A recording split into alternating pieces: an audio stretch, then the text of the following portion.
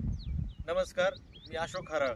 आपण आज पिसोरेखांड तालुका श्रीगोंदा या ठिकाणी जे कांद्याचा आगार असणार पिसोरेखांड डोहरचा बांधगाव या मार्केटमध्ये येतं. तर एक 5-6 दिवसापूर्वी या शेतकऱ्यांनी व्हेस्पा आणि क्रेझी प्रो या दोन औषधाची या प्लॉटला पूर्ण फवारणी केली होती, की जेणेकरून ह्या ठिकाणची खूण त्यांची गुण राहिली होती, किंवा पंप संपत आल्यानंतर ही पांढरं पुढा राहिला होता, की जेणेकरून त्या बाजूची फवारणी पूर्ण राहिली होती तशी त्यांची मारायची, आणि इथपासून इकडे फवारणी केलेली. पण व्हेस्पा आणि क्रेझी ज्यावेळेस मारलं तर त्यांना आता ह्या ठिकाणी जर बघितलं तर कोणत्याही प्रकारचा इथं पिळ वाटत नाही.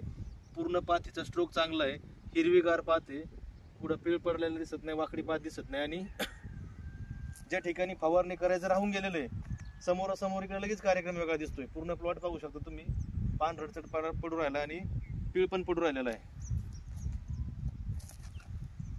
या ठिकाणी असा पूर्ण कार्यक्रम झालेला आहे पातीचा.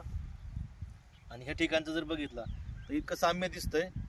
तर यासाठी तुमचं काय म्हणणं आहे? शेटनी पण त्या टायमाला औषध त्यांना सांगितलं होतं की दिलं, तर त्यांच्याकडून जाणून बुजून नाही पण चुकून राहिलेली औषधाची फवारणी करताना आपण त्यांना 20 पंपात औषध दिलं होतं, व्हेस्पा, क्रेझी प्रो आणि कीटकनाशक. तर त्यांनी ना पाऊस आल्यामुळे इकडे मारायचं राहिलं त्यांचं, आणि ह्या भागात मारून झालं होतं.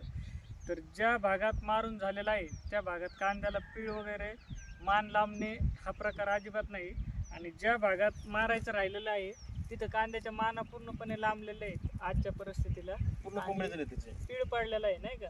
त्याच्यामुळे व्हेस्पाचे रिझल्ट एकदम बेटर आलेले आहेत, व्हेस्पा प्लस क्रेझी प्रो.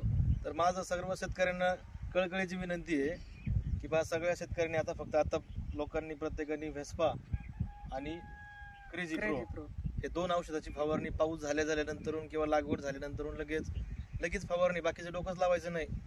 कांदा लागवड केली ना, व्हेस्पा आणि क्रेझी प्रो स्टिकर टाकून भारी फवारणी करून घ्यायची मस्तपैकी. धन्यवाद.